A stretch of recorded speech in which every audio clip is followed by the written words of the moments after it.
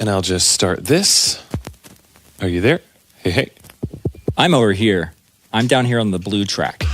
Why are commercials specifically so freaking loud? Pretty much anybody can do whatever they want.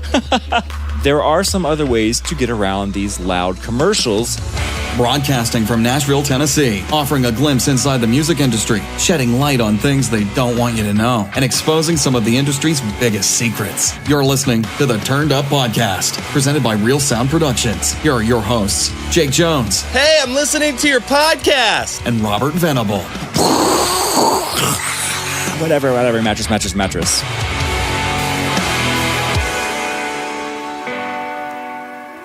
Hey-o. Hey. So, how was your Christmas, New Year? Auld Lang Syne. That's all I know to that song, literally. I have no idea what you just said. Auld Lang Syne. Auld Lang Syne. This must be a song. You really don't know? I really don't know. That's like the New Year's Eve song. Oh, man.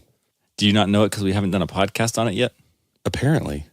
I guess we got to do a podcast on New Year's Eve songs, which there is one. I watched the New Year's Rockin' Eve thing, kind of, and I was so sick. Remember, we were going to get together. I do remember, and you weren't feeling good, so we got together later that weekend or the next weekend or something like that. That is right. I laid on the couch, so I pretty much laid in bed till it was almost dark, got up, migrated to the couch, ate some crackers, and laid there. My mom came. My mom was sick too, and we just laid on the couch and watched, seriously, like 30 minutes of the New Year's Rockin' Eve thing till like 8:30. And wow, then it was like, ballers. Ooh, time to go to bed. New Year, bedtime. It's 12 o'clock somewhere. Seriously. That line means, I think you tweeted, that line means something totally different as an adult. Yeah, as a parent. As a parent, yes. Yeah, when you have kids, it's 12 o'clock somewhere. Well. Means on New Year's Eve, means you guys are going to bed because somewhere in this world there's a ball dropping and not here. We're just here though. But, and as you can probably hear, I'm still trying to get over that cold. You have the remnants of it. I mean, we were in the studio all day today and yesterday, and you don't appear to have a cold. You're not like coughing and sneezing everywhere, but every now and then I just hear it a little bit nasal. Yeah, I feel totally fine. I'm getting there. But that's annoying. One thing I'm very excited about, Mr. Venable, is to be back sitting here with you on the Turned Up Podcast. It's been a while, and we've had a lot of ideas. Over the holidays, you and I were texting back and forth. What if we do one on this? That we should do this. And it's fun to finally get back in the studio behind the mic and put some interesting facts into your ear holes. So the episode today was inspired because you hired me to master a song. I did. And mastering, if you're really in the audio world, if you work in it, if you know a lot about it, you know what it is. It's not a mystery. But if you don't, mastering it basically just, for all intents and purposes, it's like this last little bit of tweaking to make a song sound perfect. Yeah, it just kind of equals out the volume and makes it louder. Exactly, makes it louder. And so I was posing some questions to you via text on how loud you wanted this song to be. And then it really got me thinking, like, well, how loud are songs? Is that a thing people even think about? Like, who decides how loud a song is? I guess you're asking what is the determining factor? Who sets that bar?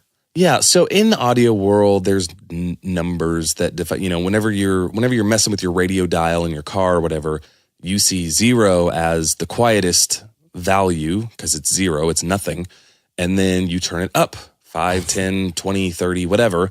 But in the audio engineering world, where we work every day, we work in negative values, where 0 is the absolute loudest something can be. The ceiling, yeah. And then it goes down from there. And so there's a couple sets of numbers, right? It's more, yeah, probably a lot more than that, but we use typically a couple. When you're deciding on how loud something is. Okay, sure, I see what you mean. There's the most important numbers, one of them being the peak volume level, and that just means how loud the peaks of the music get, like the little stabs, where that is on the chart, if you were, I guess, to splash some water, how high the tallest droplet would go. Yeah, what's the absolute loudest point or points of the song. And then there's the average volume of the song. So I don't want to get all nerdy, but this was something I was thinking about, and this is what I was texting you about, because different genres of music kind of have different normals as far as what those numbers and values are. Or how loud the average song needs to be in that genre.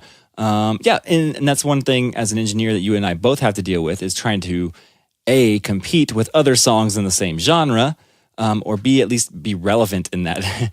You don't want to have the quietest or too loud of song in that genre. You want to, at least stay in the same range or be a little louder than the others, because you're better, right? Louder's better? Louder's better, always. I've heard that. Except not. And we're about to talk about that. We are about to talk about that. So this, in my brain, really got me to thinking, if you've read the title of the episode, why do commercials have to be so loud? That's a problem that this is not like since I've been in the professional music industry. That's a problem I've had and thought about since you were breathing oxygen. Right. When I sat down in front of a TV to watch Pee-wee's Playhouse, and all of a sudden a mattress commercial comes in and scares the bejesus out of me. So that is not a mistake. And the same tools, thoughts, and processes that we use as audio engineers to get music nice and loud are the same tools, thoughts, and processes that these audio engineers who are putting these commercials together are using. And there's actually a lot that goes into it.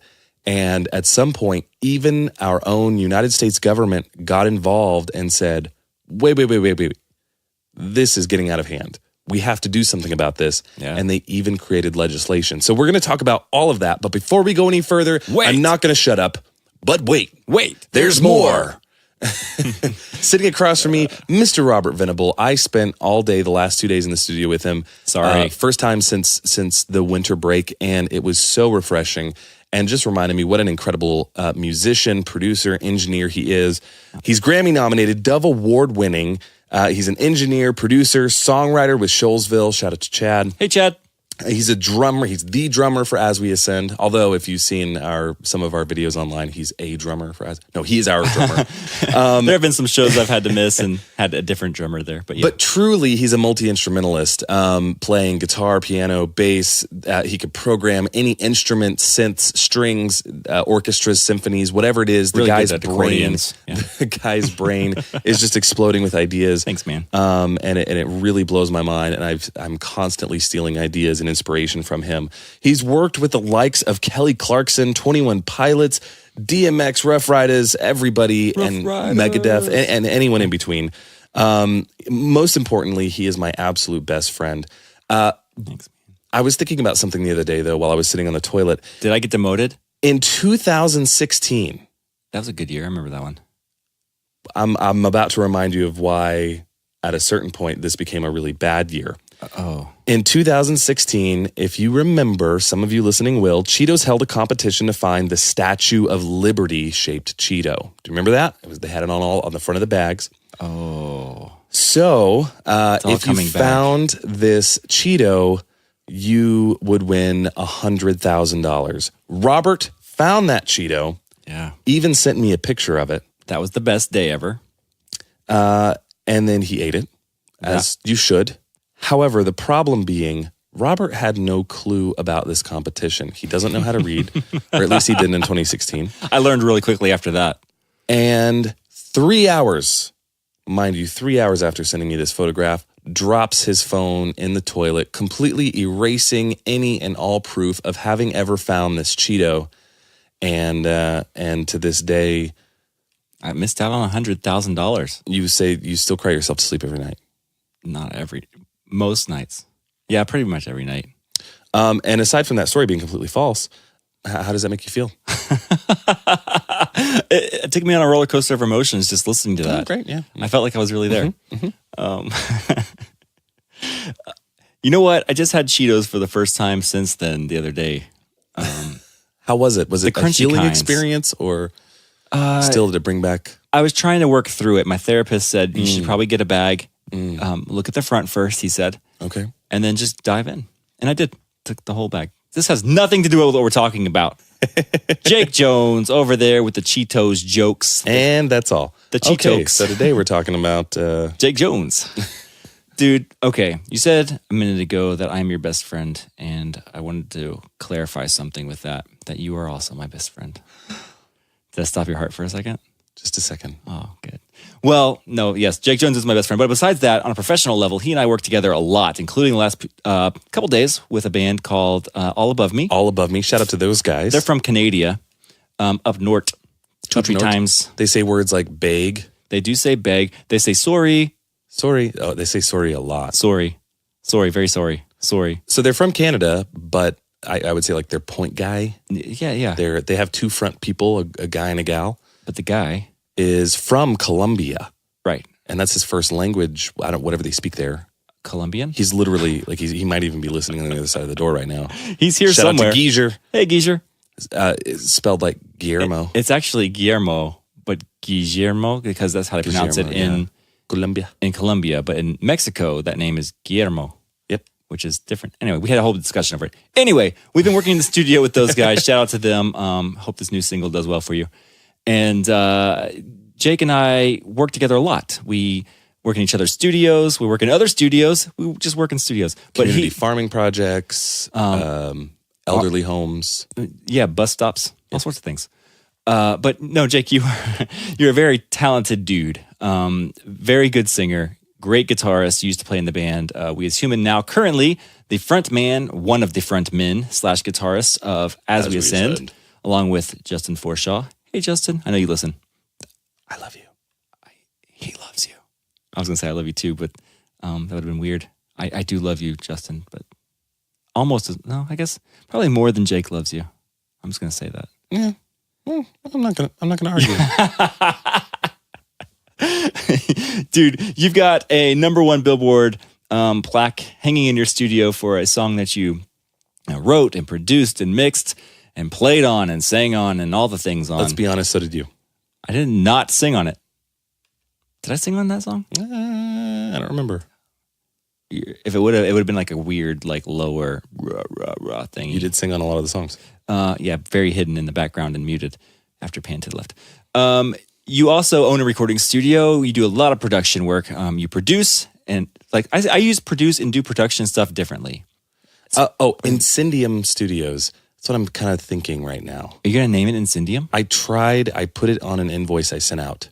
Ooh, first time. First time, just to see how it felt. Did anybody say anything yet? Did they say who's this? I don't even think they noticed it. But it was, for me, Incendium. I was planting a flag. Okay. But I planted it in sand. We'll see if I pour concrete around it. I think you should. Incendium. I like Incendium. It's fire. It's Latin. Yeah, I like it. So all the things I said are completely true. I love you with all my heart. You're a good guy. You just lost your mother. I'm sorry, but we loved her. I just want to take a moment here on why we didn't have a podcast last week. We were mourning the loss of Connie, and lots of you people listening to this podcast know Connie or have heard of Connie or heard Connie's name in our podcast, and she went to be the Lord and Savior this year. You know, she actually just had gotten into our podcast. Like, she'd listened to it, but I was scrolling through our text history because that's like a thing you do, and just like in the last month, just started binge listening to our podcast. Oh man! And she would come up and for coffee or whatever, and she'd have her earbuds in, which was so weird for me to see. She never had her earbuds in. I can't picture her with earbuds. She'd have her earbuds in, which it was funny to see because she couldn't put them in right. And because like the earpods, you know, like the new earpods that Apple does, and so she'd put them in like straight in instead of like to form to her ear, you know, and then she'd do that real loud, like, "Hey, I'm listening to your podcast." We can all hear you in the room just fine. It's so funny, man. Well, and she voted for us every single day, and I also went through her phone again, and just a thing you do, and I was looking at her Safari history. Okay. And she didn't know how to close out the tabs when she was done. So every time she would vote for us for the iHeart Podcast Awards, it would just leave the tab open. Oh, man. And just billions of those tabs. She voted every day from the time we announced it back in October until the voting just ended last week. Yeah. Yeah. By the time this is airing, it'll be last week. Her last vote was 3 days before the voting ended. So if we win, a huge shout out to my mom. Huge shout out to your mom anyway. Rest in peace, Connie Jones. You will be missed and loved by so many people. I wanted to say one more thing about you, Jake. Do you remember the time you took a job as a hair boiler? Mm-hmm. Could you tell us about that? Because I never really got the skinny on it. Oh, really? Yeah, what was that for? I don't understand it. Okay, so when whenever you have long hair, you cut it off and decide to donate it to Locks of Love.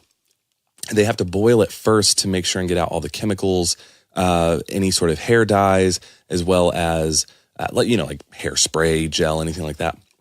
They boil it, and that's actually a specific job. They found that using old style copper kettles work the best. There's less chemical transference. Yeah, that makes sense. And so basically you get all the hair, you untie it, so it's just one big ball of hair, just a big matted ball of hair, and you boil it. Sounds so great. And so part of being the hair boiler for Locks of Love also means that once it's done boiling, and you basically just boil it until all the water evaporates off. Whenever you kind of start to smell that burnt hair smell. I think we all know what that smells like. You know it's done. And then I would just sit and just individual strand by individual strand, I would pull that large hairball. And by large hairball, I mean like 35, 40 pounds of just not that big hair. Just medium size-ish. Yeah. It's at a good 3 feet wide. It's a spherical-esque. I picture the big kettle from Willy Wonka Chocolate Factory, Charlie Chocolate Factory, like when they're doing the laundry with the big paddle. Very, very similar. Do you have similar tools? I used a paddle. A hair paddle. That's cool. There's a name for it. It's actually called a hair flag. The hair flag. Yeah. That's really. So I'm literally just making crap up as I go. None of this is true. With the band that we worked with this week, they have different terms for things that we say in the States. So one example was they call them, we call colored pencils, they call pencil crayons. Pencil crayons. And they said if we said colored pencil, they'd have no idea what we were talking about because they call them pencil crayons. So we started making it, like we looked at each other, Jake and I, and said, let's just start making up words and using them for everyday objects, just in passing and see if they catch on. And so you used for napkins, something flag. Flag wipe. Flag wipe. I pulled up a whole bunch of napkins and set them on the table and said, hey, here's some flag wipes. I have a confession. You got me with that one. Did I really? And I don't think you got the band with it at all. But I was like, flag wipes, huh? Like a little bit of time had passed between us making this agreement. And you're like, hey, you guys want some flag wipes? I was like, is that a thing? Is that a thing they call it? Flag wipes. I just made it up as I was saying the sentence. I didn't have it prepared. I just started. I had no idea what was going to come out of my mouth. He just started talking. Before we jump into the podcast, it's about how we do this podcast. We have no idea what we're going to say. You said something in the intro that I wanted to ask you about. So you said that in car radios or radios in general, like consumer electronics, the volume starts at 0, the very lowest, and you turn it up to whatever number you're comfortable listening to it at. I don't know, maybe it goes to 100 or 70 or 50 or whatever. I know in my car, it's arbitrary. In one car, I have 30 is my favorite number. That's like what I reference mixes at. I go to 30 and see if it's louder or quieter than I normally mix. And in my other car, that number is 16. Do you have a number in your car? 18. 18 is your number? 18 is my number. So I actually just recently swapped out my my radio, my car stereo. I remember, yeah. So for years, I had the stock one, and it actually quit working. I loved it, and I still miss it. The new one doesn't quite sound the same. But it was 26 on that one, and 18 on this one. And that's the luckiness. Sometimes it's 15, sometimes it's 18. Depends on I can either listen with the phone plugged in. It's got like the USB plug-in. Oh yeah, so not an aux cable, but actual. It's a level's a little different, or I can Bluetooth. Okay, and so depending on which one it is, they're not exactly the same. Man. Okay, so if you're listening right now and you have your favorite listening number, if you know what that is, tweet that to us at Turned Up Podcast. I'm interested. Just the number, though. Yeah, don't even say what it is. Nothing just tweet else. at Turned Up Podcast 26 or whatever your number is. Hashtag what's your number? What's your number? Not even the you. What's your number? What's your number? Can I have your number? Can I have it? Can I have please? it? What is it? Be my little croissant. We should get into our the actual topic of this. 90s Mad TV fans. Oh, man. If you catch that one, then you're our age. So Jake's age. Okay, so whether it's radio, TV, or streaming, we all know the pain, right? The pain of having to quickly, frantically grab the remote. If you're above a certain age, then it's run from. Well, if you were a kid, it was hurry up off the carpet because it was your job to run over to the TV and turn the knob down. But then after a certain point, grab the remote, turn the volume down because the commercials were on. Yeah, there you are watching a Hallmark Christmas movie. It's a sad scene. On CBS. On CBS, which is interesting. That Lifetime movie is on, or Halltime. Oh, Hallmark. Hallmark.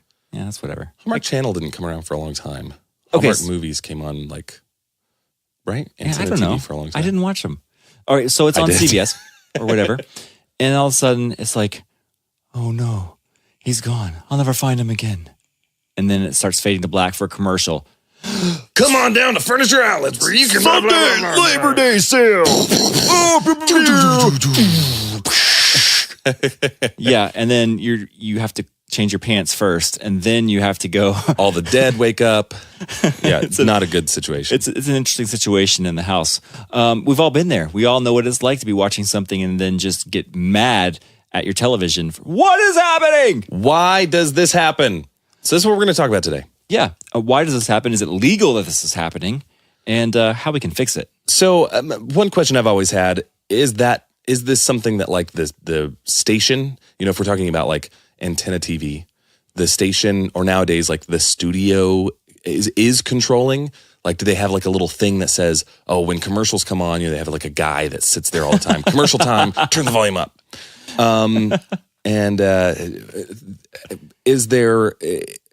Should there be a law against this?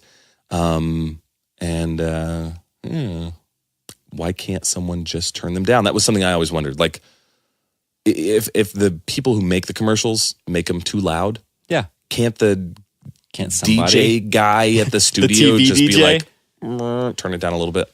You would think that'd be a thing that they could do or should do. You would think there would be a TV DJ. The TJ. Everything's all automated these days. It doesn't exist. No one even sits in radio stations anymore. No. Listen to that one. Episode 3. That is episode 3. Season 1. I'm surprised you know that. Yep. Off the top of your head. I worked at a radio station for a long time, and we interviewed my former boss and good friend, Duffy Moon. What was his morning show name? Duffy in the Morning or something? Duffy Moon. It was Rooney and Moon in the morning. Rooney and Moon. Duffy Moon. And Steve Rooney actually passed away a couple of years ago around this time. For real? Yeah. Beautiful, amazing man, and has a wonderful family that he left behind. Oh, man. But I digress. I think to kind of start to solve this mystery, we have to first know we have to establish the term loudness. Does this go? Are you going to the whole if a tree falls in the woods with no one around, does anybody hear it? Or does it make it sound or something like that? Well, if you ask a physicist, I think they're going to tell you no. For real? I think so. I think it makes a sound no matter what. I mean, I think literally, but again, I don't know. But we should definitely define quantum physicist. They would. There you go. That's different. They would tell you no. We do need to define what loudness is, and I think the average consumer of music and TV isn't actually spending the time out of their day thinking about something like this, like the loudness of their entertainment. But as like what you and I do for a living, we do think about that. Yeah, I mean, if you're listening to this right now and your job has absolutely nothing to do with sound, you're definitely not thinking about, I wonder what the FCC laws are regulating the this can't possibly be right. The root mean squared of right. Yeah. No. No. But that is something that Robert and I deal with on a daily basis, whether we're mixing or mastering or even tracking. Levels are important for lots of reasons, and we're not going to get into all those today because it's a little nerdy and really has nothing to do with this. Boring. But I can say that this all started back in the radio only days, before television. This commercial loudness problem really kind of stemmed from advertisers or radio programs or whatever, really fighting to get their stuff heard. Sounds like a sales technique. Right. Like, if you want to stand out, you make the loudest thing, and then you can't help but grab the attention. If you're in there, You're listening because you hear it. Right. If you're in there washing dishes and the kids are in the next room listening to their radio show, and then all of a sudden your ear catches, I'm trying to think of something from like the 40s or 50s. Borax. Borax. Here's a Borax commercial. You're going to be like, Borax. Yeah. I think we're going to use borax now because it's so loud. I love loud things. That's crazy. So when a music composition or project or program is finished, it actually goes through something called the mastering phase. And that's, you talked about it a little bit earlier, Jake. I hired you to do a mastering thing, and you've hired me to do mastering things, and we hire other people or they hire us, whatever. By the way, Robert Venable, phenomenal mastering engineer. I use this guy for all my mastering. So if you're a mixed engineer, you need somebody to master, just throwing that out. Advertising. Thanks. It's fun. And it's not going to be loud. I just did it. It's done. Didn't blow your ears out. Oh, wow. It was a commercial without getting loud. No one's going to listen to you then. Ba-doop. But among other things, a significantly important part of this process is bringing up the loudness, like we said earlier, to make it competitive, like we talked about, played against other similar works. So there's a thing right now kind of going on called the loudness war, which is a fight to make things louder and louder in an effort to make it stand out. And that's kind of what we were saying, that loudness war started way back in the radio days and continues today among not only music, and it's changed a little bit because we know, again, just talking music nerd stuff, but Spotify, iTunes, even I think even SoundCloud, they're all taking the music and kind of Apple Music does too. Normalizing it, or they're setting a volume level, so it's all relative. They're standard. If you popped out a song that was a little too quiet, iTunes is going to turn it up. Mm-hmm. But regardless, radio still exists, television still exists, and how loud that stuff is completely dependent upon how loud the person who puts out the product makes it. So there's something called RMS, which it's a term that audio people and nerds like us use all the time. And it means root mean squared. And it's actually kind of the average sound of music. So we talked about a water drop earlier. If you splash some water and it splashes some drips and drops up really high, that would be the peak. But the average amount, like if you take the tallest and you take the smallest and you average it out. Be roughly how wet is that piece of paper you just... Yeah, 50%-ish. And 80%ish, whatever. But yeah, there's also something called LUFS, which stands for Loudness Units Full Scale, and dBFS, which means decibels full scale. They're all different ways of measuring average volume or perceived loudness of the audio, and the peak volume, the loudest point of any piece in the audio, of the song or the show or the commercial or the movie trailer or whatever it is that you're watching. They both have a peak loudness and they both have an average. So why this is important in establishing these terms is because they'll come up a little later. But basically what you need to know, the important thing is that there is an average volume level and there is a peak volume level. So the water droplet thing was perfect. What's the furthest point that the water splattered? And then what's kind of the average amount of wetness of the area of the water? Sure. And decibel is that's the unit, like a cup or an ounce or a gram in sound. It's a decibel. Yeah. So that's the unit of measurement of how loud something is. Sure. And you can thank Alexander Graham Bell for that, the decibel. Really? Mm-hmm. Okay, that's interesting. I didn't know that. This is just a total nerd fact, and I might lose you right now. But in every day while I'm working with audio, especially when I go to mixing, the numbers I'm looking at of the overall song are the RMS and the peak. You don't want to peak over a certain level, and then that's the loudest of the loudest. And then you want your RMS, your average volume, to sit in a certain spot. But they've got this new thing called LUFS or LUFS, and that's the Loudness Units. And it's just basically, I just think it's cool. It's a new way of deciding the average volume based on human perception of loudness, right? And you were doing a little bit of research on that. Right, and it's more of the psychoacoustics that the human ears hear. So you have low frequencies, like very, very low things. You have mid-rangey things where like the human voice sits, and you have really high-pitched frequencies like like the TV screechy things, like when you hear a TV's on in another room, you're like, what is that really high-pitched noise? They can all be the same average loudness, but be perceived by us as being different. So if you have a really low thing that's, at -10 RMS, whatever, that's a decent loudness. And the same for a high or a mid-frequency thing. It might sound like the high-frequency thing is a lot louder than the low one, or vice versa. I think in the human hearing that we perceive high frequencies as louder within close range, but low frequencies actually travel further. So that's why you hear bass in other cars, but you don't hear the hi-hats or the really high-pitchy things. And same when you hear your neighbors in an apartment, you'll hear their bass rumble or footsteps more than you'll hear. Sounds like boom, boom, boom. Yeah. But you don't hear them talk. You don't hear the tap of their foot hitting. But yeah. And where I think this really plays into what we're talking about is sound engineers and just the audio world in general, they're trying to find better ways of measuring how loud things are. Whereas RMS is using a very scientific, how powerful is the waveform. Right. So it's going to take those low frequencies that when you're listening to your TV, you're not hearing them 99% of the time. But it's going to say that, this sound is louder because it's got these extra lows in it. Those are contributing to the overall loudness. That you're not even hearing. Right. Whereas this new, like just last few years, new loudness unit scale is saying, well, we don't hear those as loud, so we're not going to factor that in as much.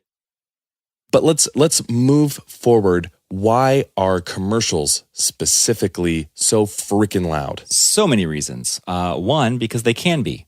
So the FCC, the Federal Communication Commission, doesn't make any regulatory distinctions between the sound of levels of like commercials and the sound levels of the programs that the commercials are played during. Or do they? Well, they don't specifically say your TV shows are allowed to be this loud. Your commercials are only allowed to be specifically like numeric value. Right. There's not a guideline. This loud. And we looked. We searched. We spent a lot of time looking for that. It does not exist. Now, there are some, and you did this research, maybe we'll get to it later.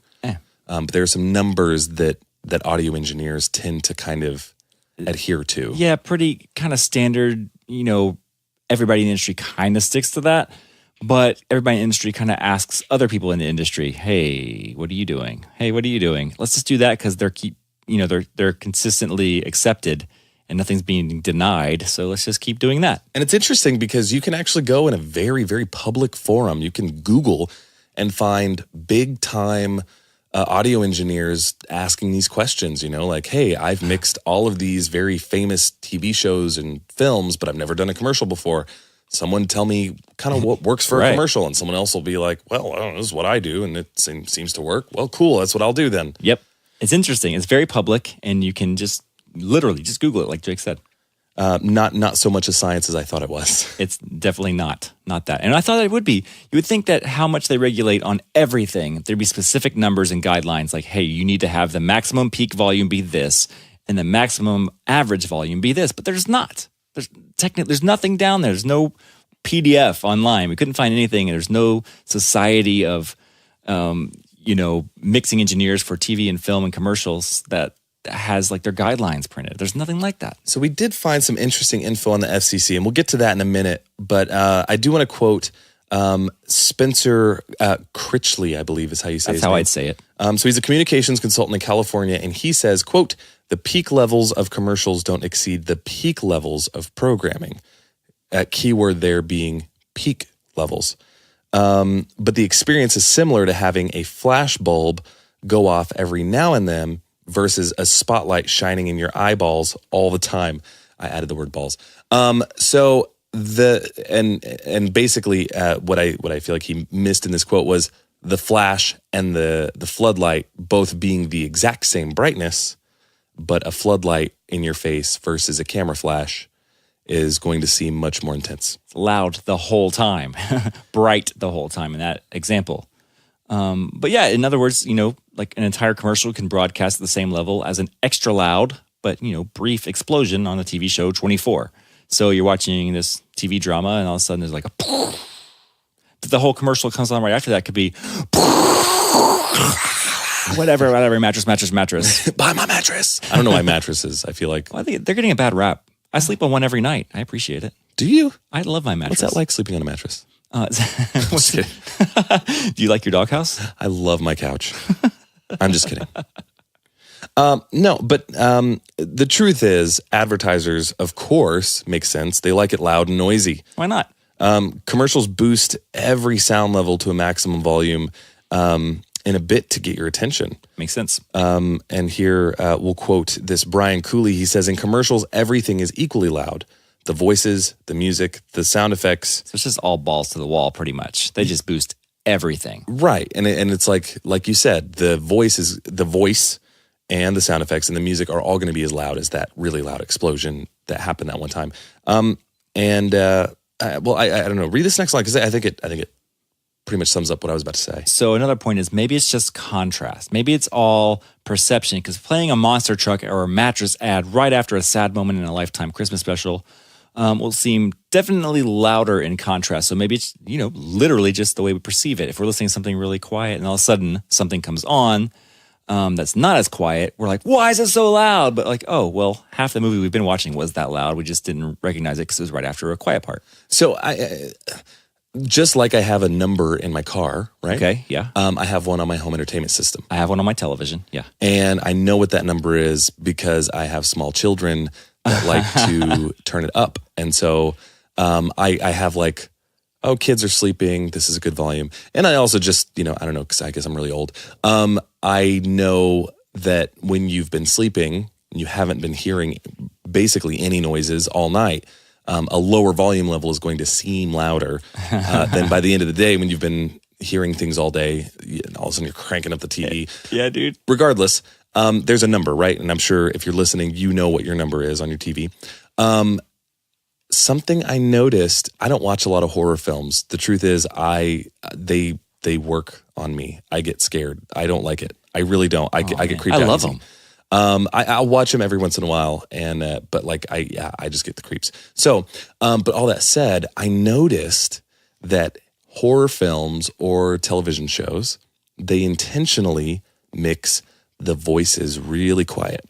They mix the music really quiet. Everything's really quiet, so you're forced to turn your TV up to try to hear what they're saying. Way louder. Oh, that makes sense. It. And then all of a sudden, when that scary moment happens, it's really freaking loud. It's louder than anything you would normally ever have because whereas like I'll just say my number on my TV is like 20. Okay. And it's true, actually it's 20. And but for like one of those types of shows, it'll be like 35 or 40. So like twice as loud. And scares the crap out of me every time. Mine is 13 in my bedroom television. 13 until my wife falls asleep and goes to 9. And then 15 is like the quiet one on my TV. I kind of have to like ride the volume up and down in some shows. Or like when the commercials hit. Or try to predict. Yeah, mostly when the commercials hit. And commercials are still a relevant thing because, unless you pay extra, like on Hulu, for instance. I do, by the way. I just started because they're really annoying. It's so annoying. Unless you pay extra, you're still seeing commercials for assorted mattresses. Now I see on Hulu. What's it say it says something on the screen. If you're watching Hulu Live, I watch Hulu Live without commercials too, which is like just having cable. But what it does is it says commercial in progress or something like that, and like plays some weird little cheesy music. I don't pay for that one, but I do pay for just whenever you're watching one of their shows. It's great because you can just watch the whole show in 20 minutes rather than 40 minutes. Quick rant. Hulu used to be free.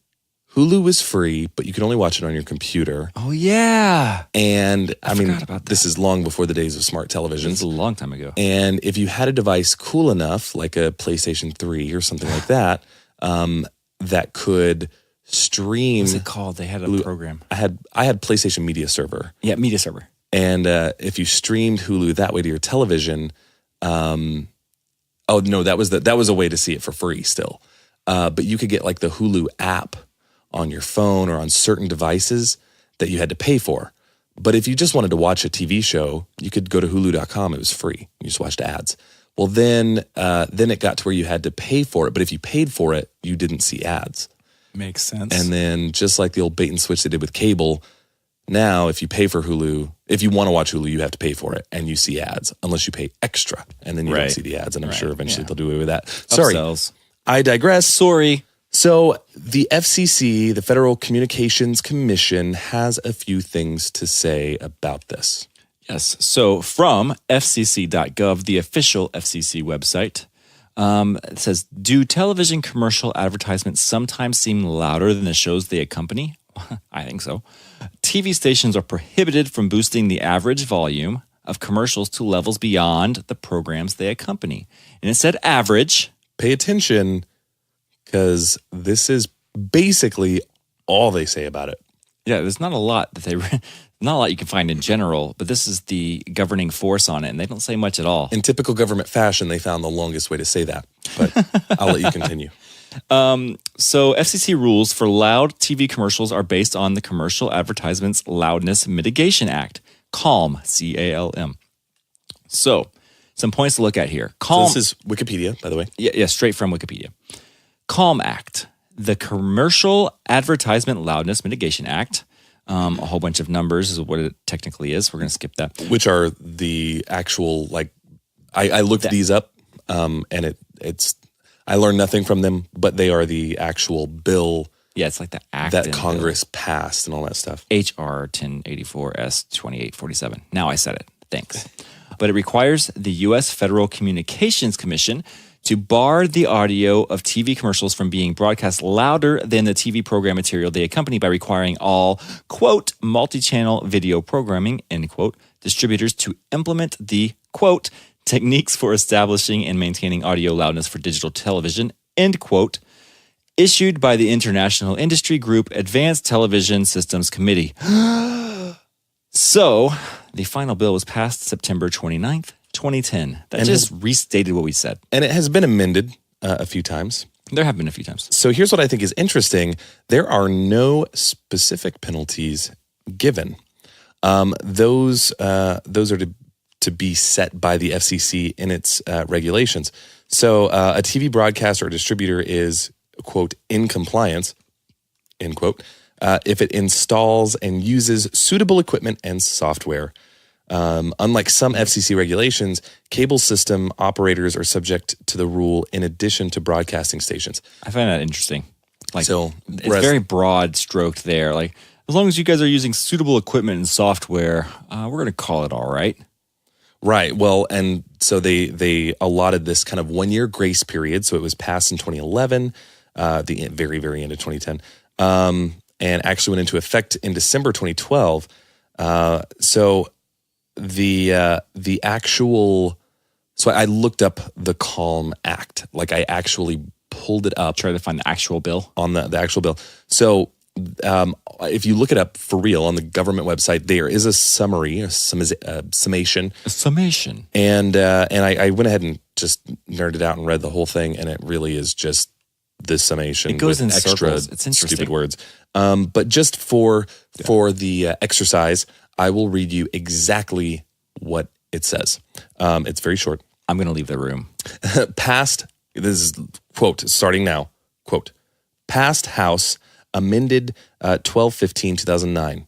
Commercial Advertisement Loudness Mitigation Act, or the CALM Act, directs the Federal Communications Commission to prescribe a regulation that is limited to incorporating by reference and making mandatory the recommended practice.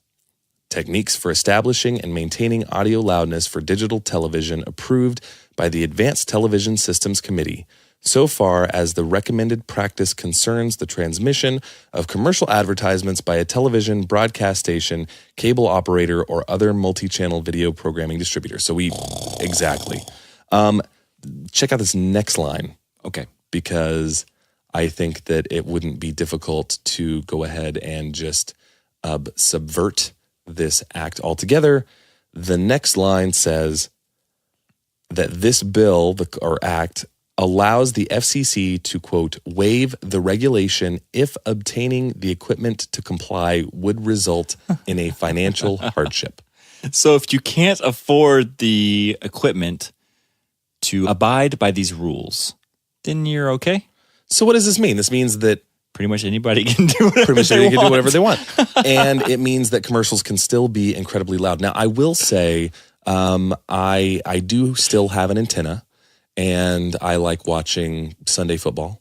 Amen, brother. And so Sports I ball. do see commercials, and it has gotten much, much better when I think back to like the 90s into the first half of the 2000s. It has gotten a lot better.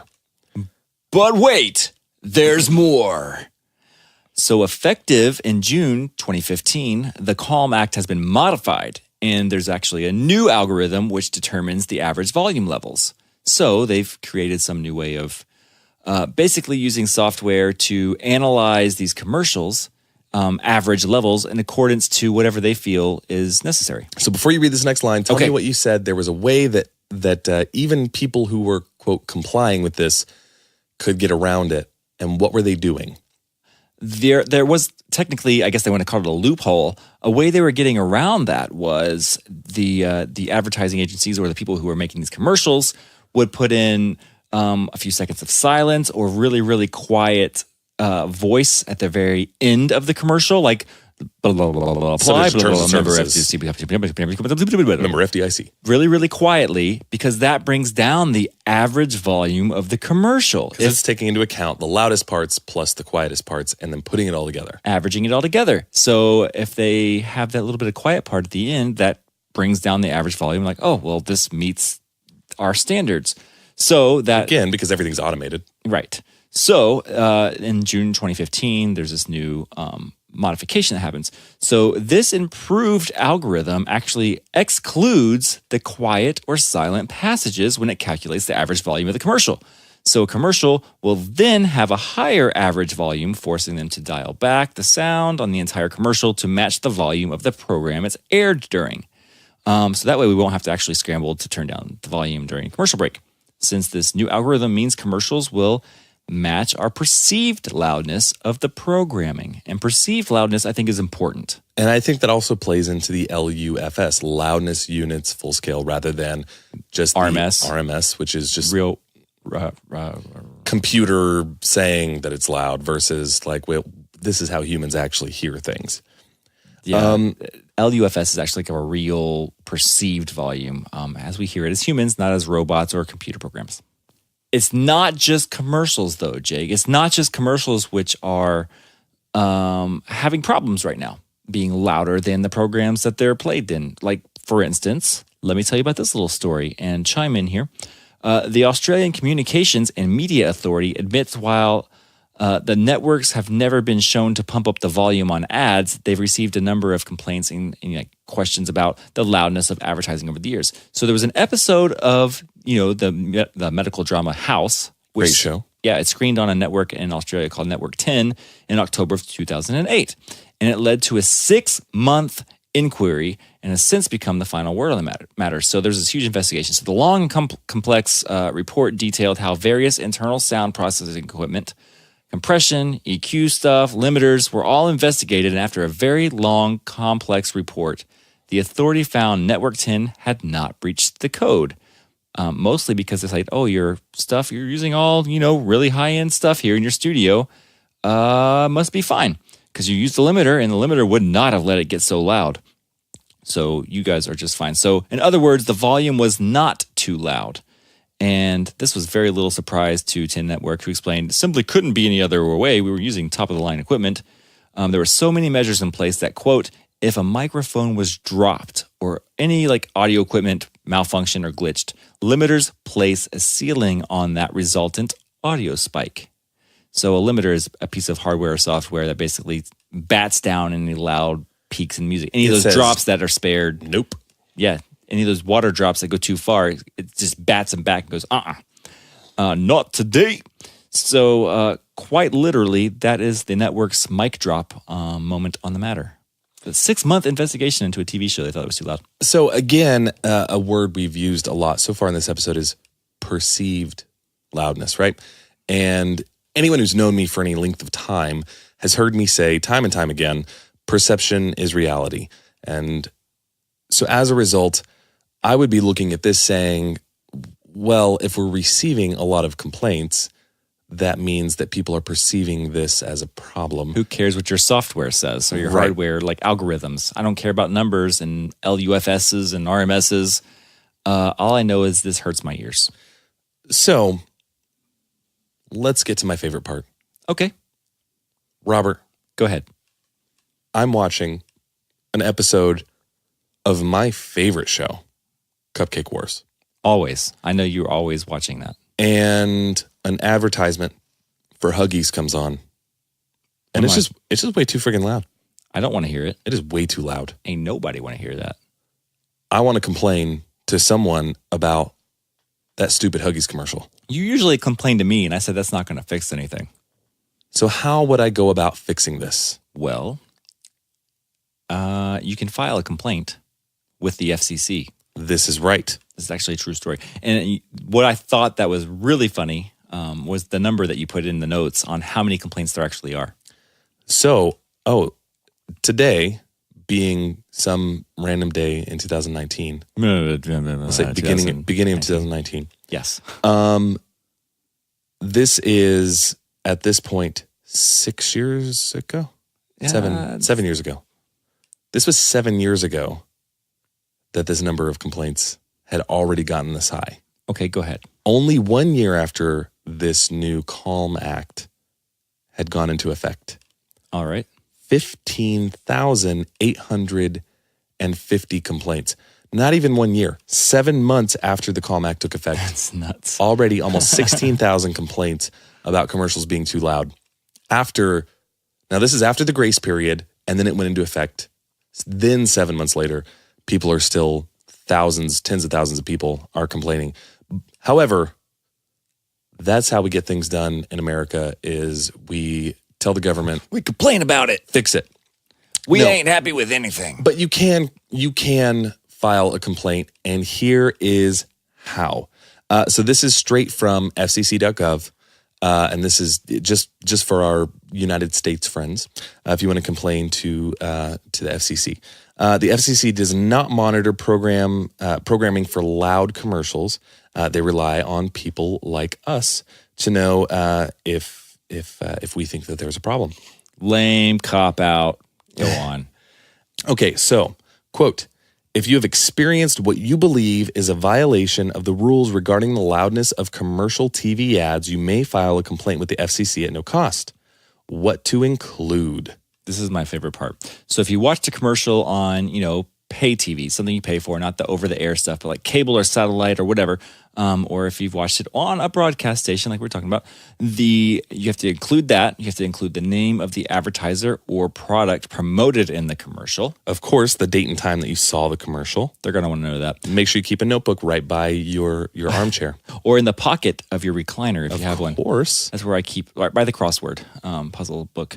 You also want to include the name of the TV program that was playing that the commercial aired during. Well, and of course, the name of the advertiser or product promoted in the commercial. You're going to want to know that. Also, which TV station, by their call sign, WTVA or whatever, the channel number you're watching, channel 4, and the station's community, or the pay TV provider transmitted put the commercial on the air. If you watched the commercial on pay TV, then they're going to need to know the channel number, which you saw it, and the cable programmer or network. And we'll say, if that Huggies commercial comes on and it's too loud, let them have it, Jake. Let them have it. it's not Huggies' fault.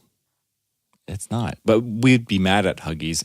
And as consumers, if the mattress, Mattress firm, Mattress- make it easy now we're going to get sued. to get a great night. No, we're giving them free advertising. Oh, cool.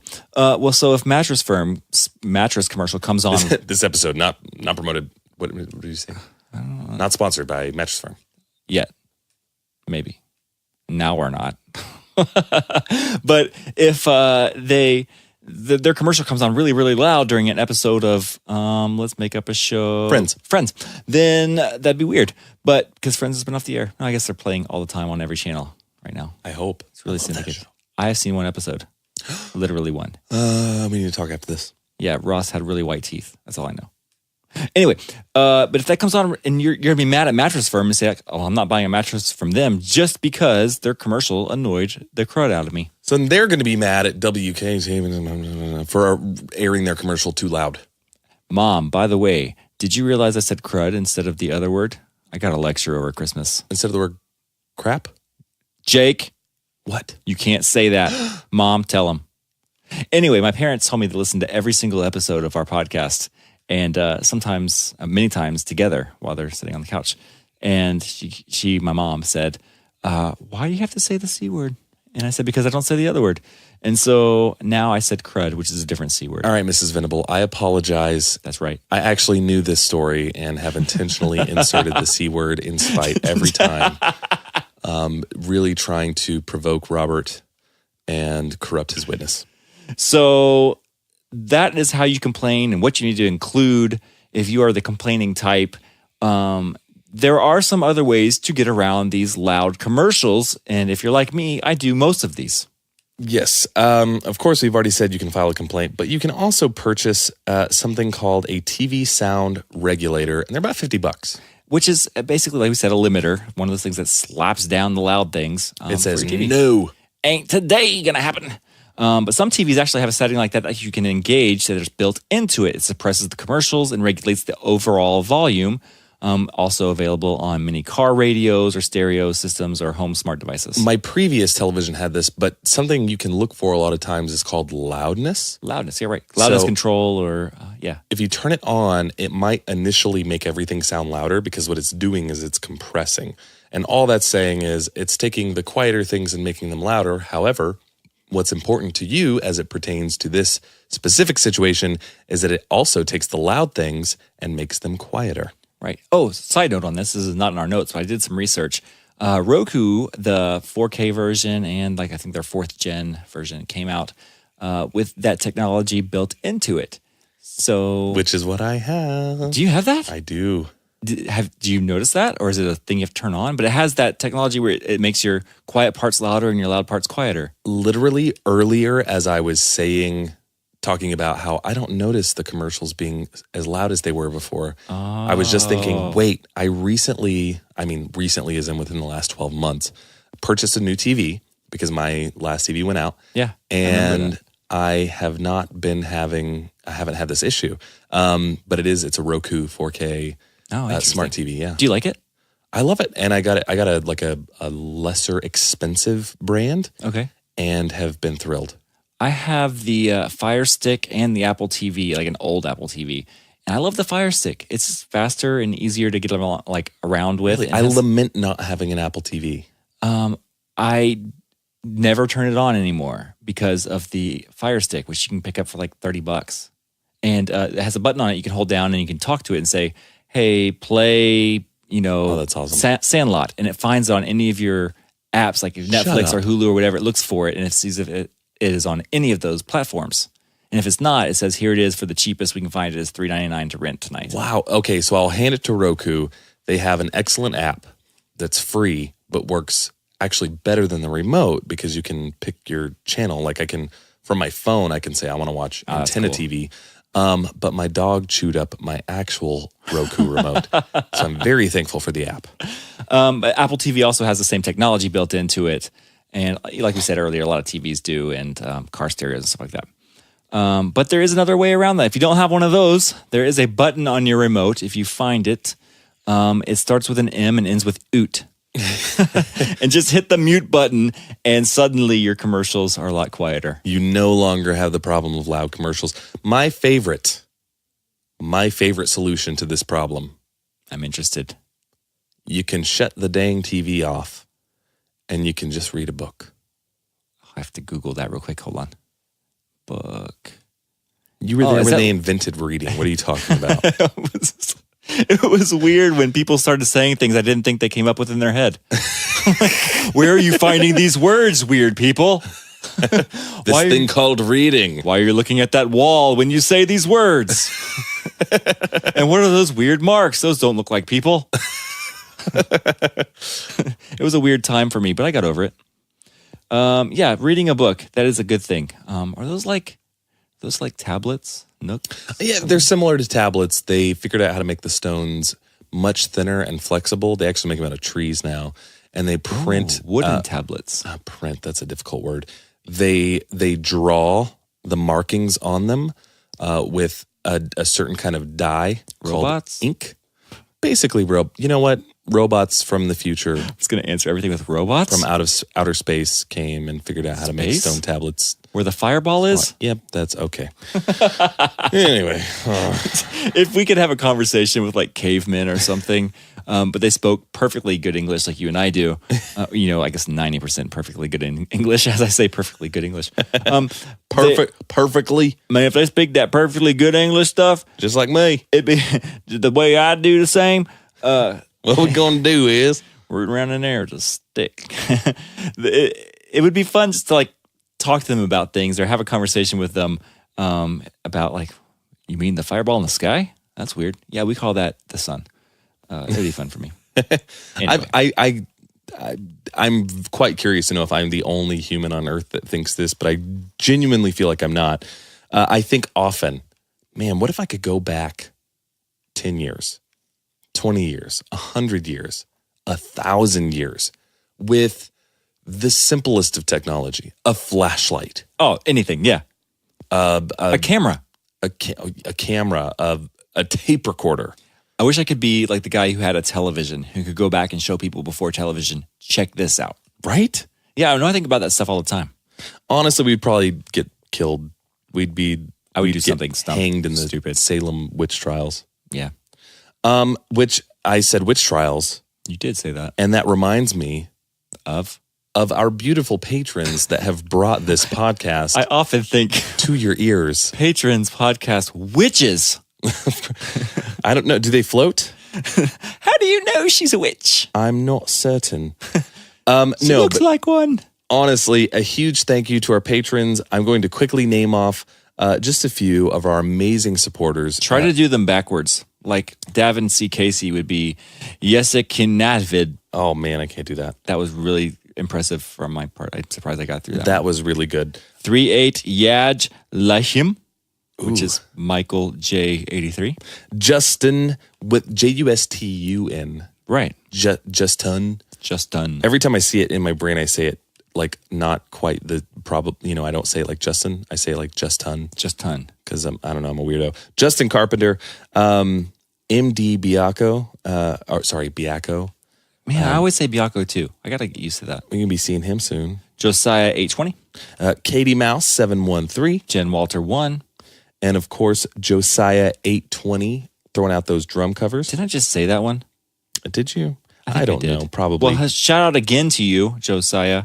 Yes, I do know who you are. Natalie B., a good friend of ours. Samantha Seeger. Samantha, tell us, are you related to Bob Seeger? I need to know. Are you related to Samantha, the teenage witch? Speaking of witches. Wait, that was Sabrina. Dang it. You're right. That was Clarissa who explained it all, right? You're new to this whole television technology. I understand. I don't know how they shrunk the people. To make him fit in that little light box. I don't know how they're there and my neighbor's house at the same time. Laura Ann Elise 7. So out of all the Laura Ann Elises, you are the best to us, but the 7th according to the 6 people ahead of you. So thank you all so very much for supporting this podcast. To any of those that we didn't mention, we love you so much. Of course, we'll get you next episode. We are horrible at remembering. Next time a commercial comes on that is just way too loud, now you know what you can do. Write into the FCC or just read a book. Yeah. Mute buttons work. I use that. My wife does that. I actually don't. I don't hit the mute button. I don't really care. But some people I know, like my wife or my parents, when a commercial comes on, they just hit the mute button. I'm like, well, what happens if you just miss the beginning of the next part of the show? You know, other than local commercials, which still haven't seemed to, for the most part, figure it out. Which is weird to me. I will say most national brands have figured out how to do commercials, and they're pretty funny. And for that reason, I tend to enjoy them. They're all going for that virility thing. They want to.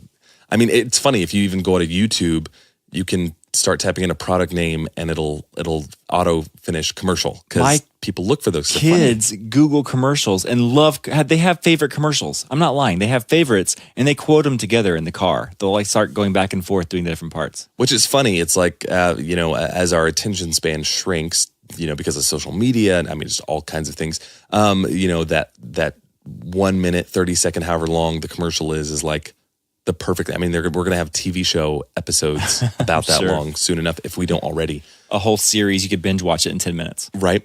Of course, a huge, massive thank you to Real Sound. Hey, Real Sound. Real Sound Media for making this podcast possible, for giving us our platform. Jake, this is huge. By the time our next podcast comes out, we will have or not have won an award. That's right. The Best Music Podcast Award from... the iHeart Music Podcast Awards, I guess is what it technically is, but in the music category. I love that iHeartMedia has kind of been, not that they're necessarily the first company to recognize, because I'm sure others have, I don't know, but they're the first company to publicly recognize podcasts as the groundbreaking medium that it has become. Truly, and it just makes sense. All of our most common music that we consume is through streaming. Television nowadays, you have shows like Arrested Development and Breaking Bad and all of those that were pretty big when they came out, but then as soon as they could be streamed, became 10 times bigger. You can binge watch a lot faster that way. Talk radio has migrated to the streaming format in the form of podcasting, and we are honored to be not only a part of it, but among giants. Wow. Yeah, it's been really, I don't even know what to say. Like, it's been really awesome to be even mentioned in the same breath as the podcasts that we're nominated with. Up and Vanished, Bobbycast, Stuff You Should Know. All the best. And it'll be cool to bump elbows with a lot of these people that you and I look up to, Jake, and people that I'm sure you as listeners listen to besides us. Yes, there are podcasts besides Turned Up, so just look them up. But we're going to be there in LA for the last half of this next week, and or I guess this week if you're listening to this on Monday, and it's going to be an experience. I don't know. I don't expect us to win because we are fans of the ones we are up against, and we think that they should win. However, Jake, you and I are going to wear the most awesome outfits ever on the red carpet. Absolutely. So we just got we got our invitations months ago, but we just got the official itinerary of the evening. Mm-hmm. And so there will be the red carpet event. So all the nominees will walk the red carpet. That includes us. Yep. And so we have our wardrobe picked out. If you've listened to previous episodes, we've kind of talked about this. We had a little bit more of an extravagant plan in place that I think we've kind of had to scale down just for practical purposes. Yeah. But there is a proper wardrobe, which is business casual or rock chic, which I think we can pull off very well. We've got that. That's our outfit. That's our uniform. And so we are both going to wear bright white t-shirts with big black block letters. That's a lot of B's. That say, award shows are rigged. Just like the episode. We're gonna wear that to the award shows that we're trying to win. True to form. Because we all know that because we haven't already gotten an email from the award show. Now, unless this is literally the first ever. The first ever annual iHeart Podcast Awards, or the first major podcast awards that we know of. For anyone ever. This is the Grammys of podcasting. Yeah. So maybe they're doing it different, but as we told you in our previous episode about award shows being rigged, we learned that so much of it is political, so much of it is vote trading, so much of it is... It's the fine print that says if we don't agree with your voting, we can pick whoever we want. Exactly. And so for that reason, that I think more so is the reason we're kind of like, we're not going to win because nobody's told us that we've already won. Right. We haven't been. Are you guys sure you're going to be there? Right. We haven't gotten that. which we have in the past with other things that we've done. Like, you really are probably gonna really want to make sure you're there. Yes, we'll see you there, right? At approximately this time. But we did RSVP for it, so maybe they do consider that as it. I don't know, but we haven't gotten the over and above. Hey, you're going to be there, right? You're sure you're going to be there? What's your flight number? So we're pretty sure we didn't. But unless they're pulling out surprises and actually doing it legit style, thank you to all you that did vote. And I know I voted for us a few times. And I will say this: making such a what's the word, like such an impression on iHeartMedia. I'm surprised they even heard of us. For us, I mean, and seeing any votes, much less the sheer just large amount of votes we got from you, is definitely going to put us on a lot of radar, and allow us the opportunity to do more and bigger and better podcasts. Yeah. As we continue this podcasting journey. I have so many ideas, and we have a spreadsheet of all these cool ideas that I think you'll want to hear. Things we've been waiting on for just the right time, because we're not sure if we would get in trouble if we talked about them. But there are things that we know that you should probably know that we want to tell you. And I think this might give us a little bit of clout to just do it, and when we won't get in too much trouble. We'll see. So in true, typical Turned Up Podcast fashion, we're going to wear T-shirts that say award shows are rigged, and we're also going to be giving you the behind the scenes of the iHeart Podcast Awards. If all goes as planned, we can come up with a podcast based off of our behind the scenes recordings. We're going to try to do as much of as we can, including getting ready for it. We're nervous. We're getting in the car. We're heading there. We're on the red carpet. We're behind the scenes. Oh my gosh, there's the dude from blah, blah, blah podcast. We are not winning right now. We are talking over their reception speech. That kind of stuff. As much as we can, even break the rules if we can. So based on what I could tell, it's not like you don't sit in seats like a big arena, even though it is the iHeart Radio or iHeartMedia arena. I think they're setting up tables. That's what I mean. A lot of times there are tables there, and there are people who can buy into the event. I don't know how much people are able to buy into this event, but yes, I do think they have tables, and we're going to be sitting with some strangers. So hopefully some really cool strangers, maybe even people we're up against. And I think that would be amazing. And we will absolutely record everything we can get away with. And I think it would be really funny to see, because they're all podcasters, to see everybody with their little field recorders out, right? all the whole podcasting time. from the podcast awards.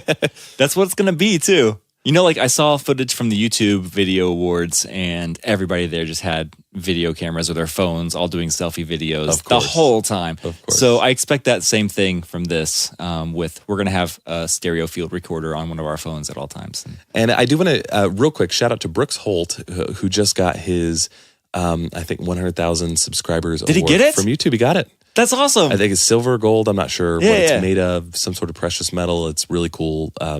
I didn't know he got big one. Play button. I knew he was going to get it any day now. I'm glad he got it. Yeah, he finally got it. So check out Brooks. I'm so sorry. I'm so terrible. But Brooks Holt. Google Brooks Holt. You can YouTube. find him. He does mini golf videos. He does some gaming videos. He's got some cool stuff. He hits some really cool trick shots on his mini golf videos. Anyway, amazing. we've really derailed this podcast. Thank you so much to you who's listening right now, and we love you, and we will talk to you again next week.